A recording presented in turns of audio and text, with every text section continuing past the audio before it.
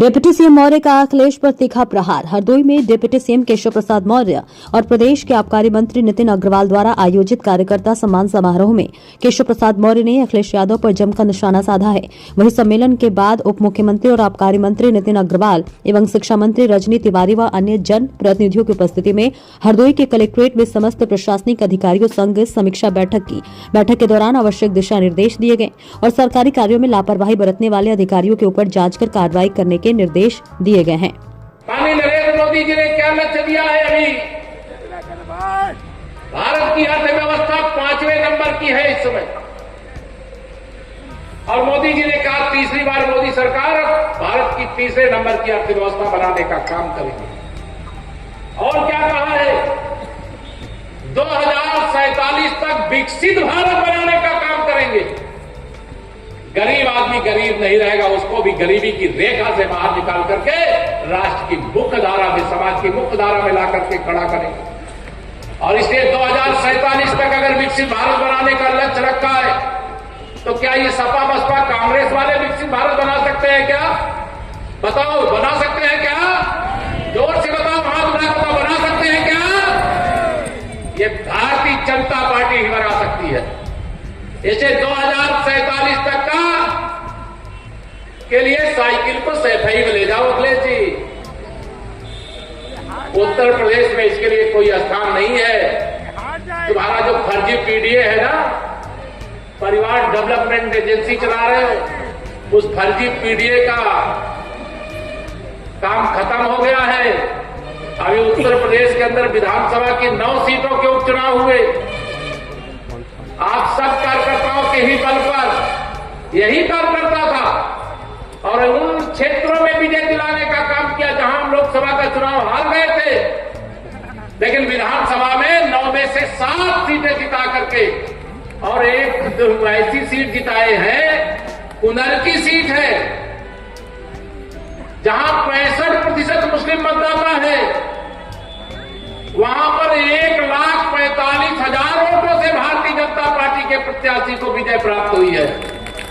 चूड़े हिल गई। कटेहरी जो इनका गढ़ बना हुआ था, वहां पर भी कमल खिल गया।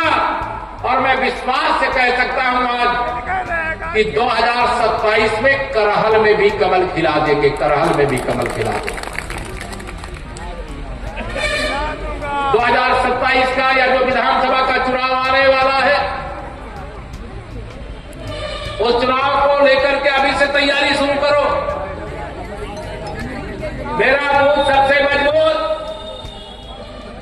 और मैं तो नारा लगाता रहा हूं। 2016 में जब मुझे राष्ट्रीय नेतृत्व ने प्रदेश का अध्यक्ष बना दिया तो मैं तो उसी दिन नारा लगाया था कि 100 में 60% वोट हमारा है, 40% वोटों में बंटवारा है और बंटवारे में भी हमारा है, क्योंकि हमने सबका साथ सबका विकास किया। कोई भेदभाव हुआ है क्या? गरीब कल्याण की योजना में कोई भेदभाव हुआ है क्या? कोई राशन देने में भेद हुआ है क्या? आयुष्मान कार्ड बनाने में भेद हुआ है क्या? आवास देने में भेद हुआ है क्या? हर घर नल से जल पहुंचाने में भेद हुआ है क्या? उज्ज्वला योजना की गैस का कनेक्शन देने में भेदभाव हुआ है क्या? सौभाग्य योजना में जिन घरों में बिजली नहीं पहुंची थी, क्या उन घरों में बिजली पहुंचाने में कोई भेदभाव हुआ है क्या? नहीं हुआ।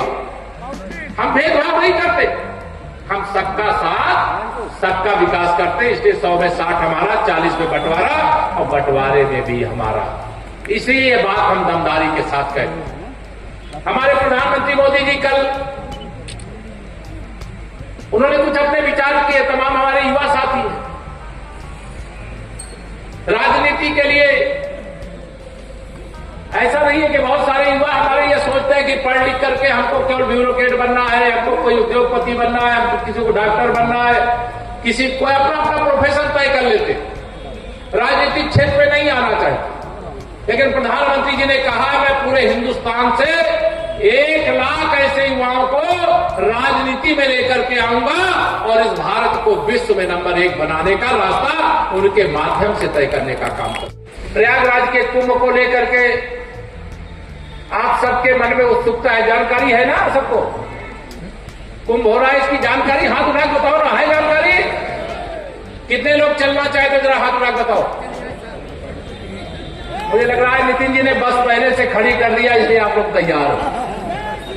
आप सब आए, आप सबका स्वागत है। आपको बताना चाहता प्रयागराज का कुंभ का इस बार जो अवसर है, 144 साल के बाद ऐसा दुर्लभ और अद्भुत संयोग है, ऐसा शुभ मुहूर्त है जो ज्योतिषी गण विद्वान गण बताते हैं कि 144 साल पहले इस प्रकार का मुहूर्त आया था।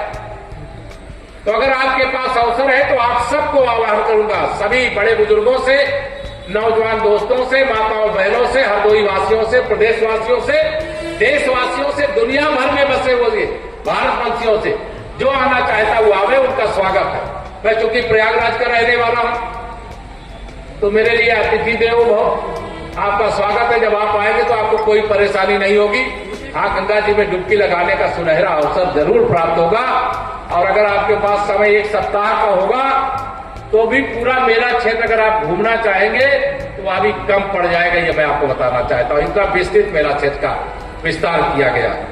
मैं आप सब लोगों से आज यहां पर यही कहूंगा, यहां यद्यपि भारतीय जनता पार्टी का संगठन भी है, नितिन जी सहित हमारे एक और यहां पर मंत्रिपरिषद में बहन है, रजनी जी आप जानते हैं, हमारे विधायक गण हैं, हमारे सांसद गण हैं, सब आपको सुनते हैं। कोई भी कभी कोई समस्या ऐसी भी हो, आपको लगे कि यहां समाधान नहीं हो पाया, मैं खुलेआम ऐलान करता हूं, 7 कालीदास मार्ग में कैंप कार्यालय में ही बैठता हूं। क्यों कि कोई उत्तर प्रदेश के 75 जिले में से कहीं से भी अगर कोई आना चाहे तो उसको विधानसभा सचिवालय में घुसने में पास बनवाने की दिक्कत ना हो, इसलिए 7 कालीदास मार्ग का दरवाजा आप सबके लिए सदा खुला हुआ है। मैं आप सबको यह भी कहना चाहता हूं।